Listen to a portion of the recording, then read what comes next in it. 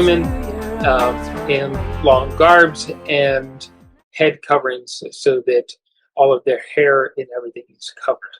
Okay. We've heard a lot of Western rhetoric that the idea of covering should be completely eradicated as part of human rights for women, but there arguably that it should be a matter of choice.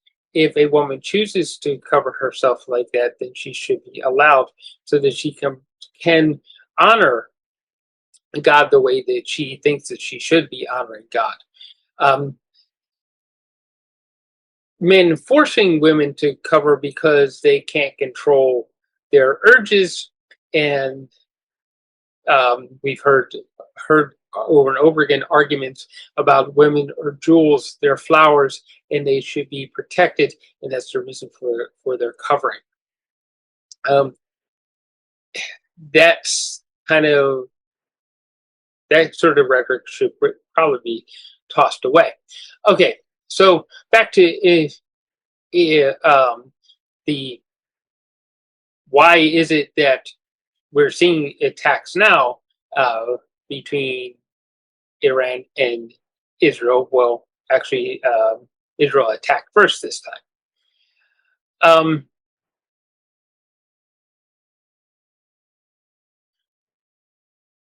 So why did Israel attack Iran? Well, Israel vowed to hit back after Iran carried out the ballistic missile attack on October 1st. In that attack, Iran fired more than 180 missiles at Israel, mostly intercepted by Israel's air defenses, led by U.S. allied forces. Some though hit the air bases and other sites. One Palestinian was killed by a falling piece of a missile casing. Israel said it would retaliate, but not say when or how. Therefore, the constant speculation since the time of the attack, Israel, well, we've been waiting for the retaliation, and that retaliation caused a barrage of things to happen back and forth. Okay, so coming up to present date, Donald Trump entered the United States into the conflict, and Donald Trump is taking credit for bringing a ceasefire to the region again between Iran and Israel. Israel is claiming that they control the Iranian airspace. Most of that would be due to help from United States aircraft. This ceasefire also did come and did have a rocky start with strikes on Qatar near U.S. air bases, and also one missile striking that killed several Israeli people. And all seems to be quiet now.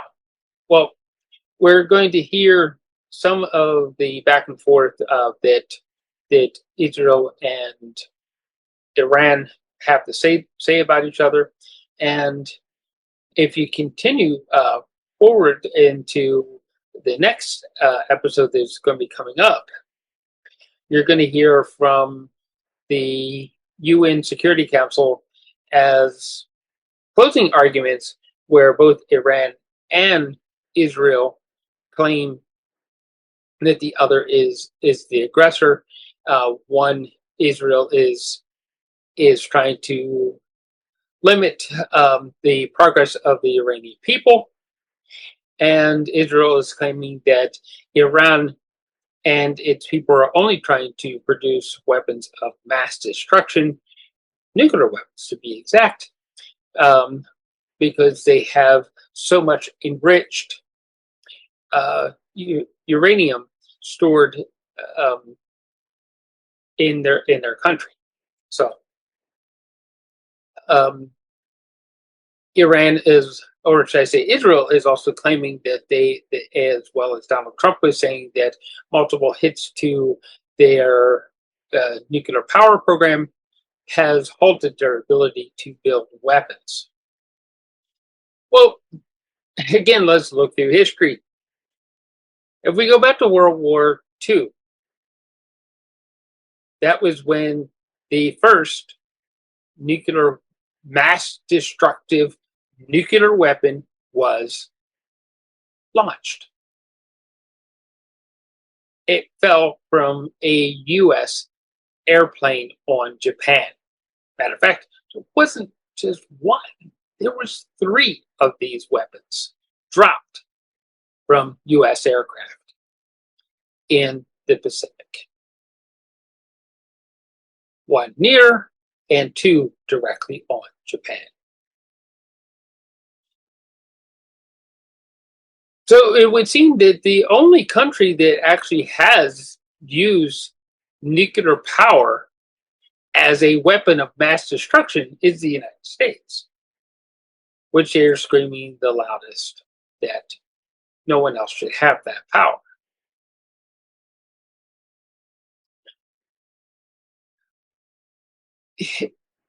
There's a lot of problems that need to be worked out in our world that we can actually set aside these problems. Set aside the idea of hatred and put aside the need for war.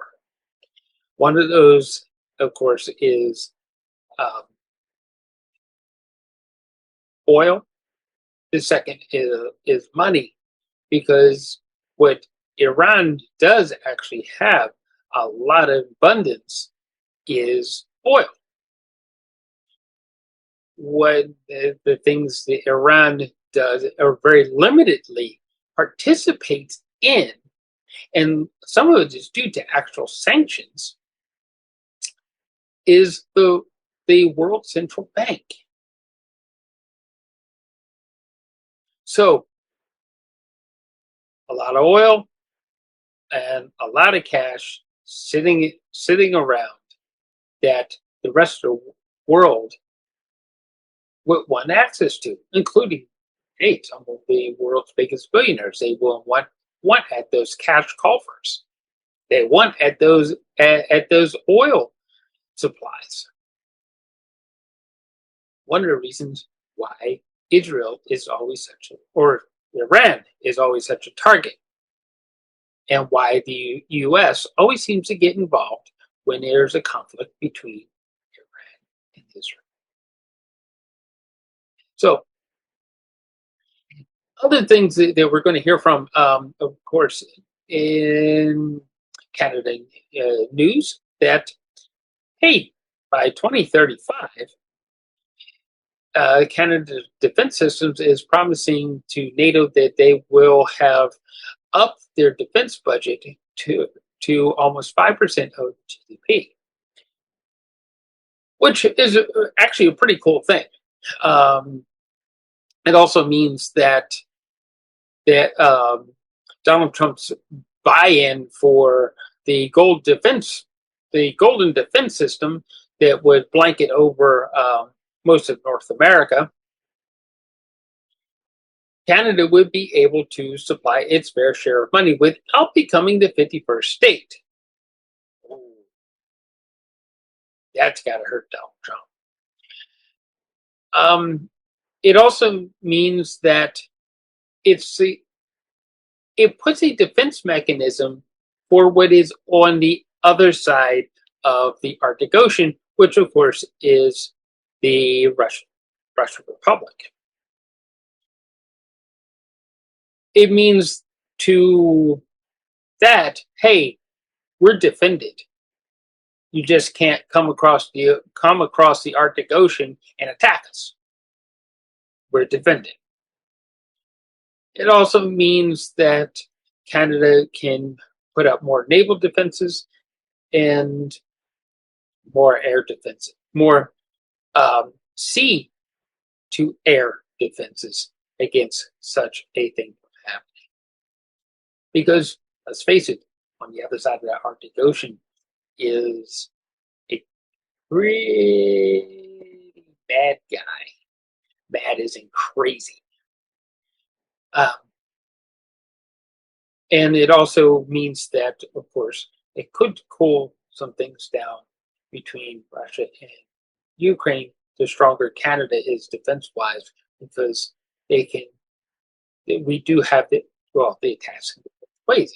It's the same body of water that we can defend it, or we could launch attacks straight over the top of the world, as it were, at Russia, because it's on the other side of that ocean. The Arctic is an ocean. Okay. We're also going to hear from the United Nations a report on humanitarian and political things that are happening in Myanmar. Still a lot of violence happening, a lot of unrest and unsettlement for the people who live in that region, that country. And the United Nations doing its best to get humanitarian efforts to the people who actually need them. So we'll hear that also. So why don't we get started? And we will start with Anita Nad as she talks to the press about efforts with NATO.